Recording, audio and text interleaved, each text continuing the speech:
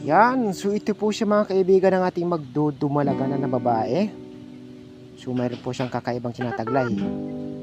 So nasa pakpak ho niya banda mga kaibigan. Ayan. Yung white choco yata ang white gold ba ito? White choco. Yung kanyang balahibo.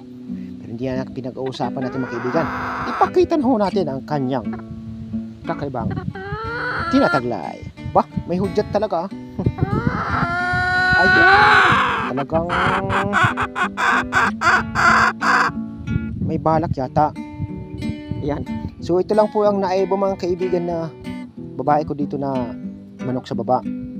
Si bata pa lang kumakakak na.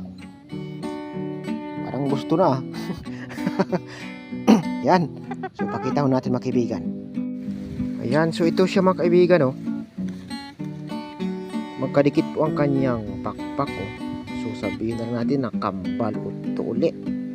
Ayan.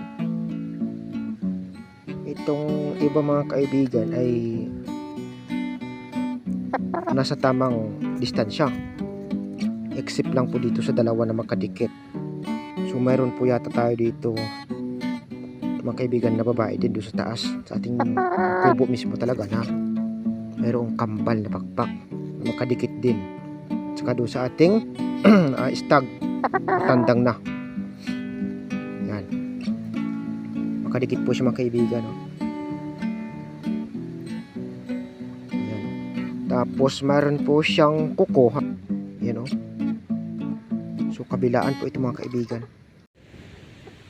Ayan. So ito po siya mga kaibigan. O. Ayan o.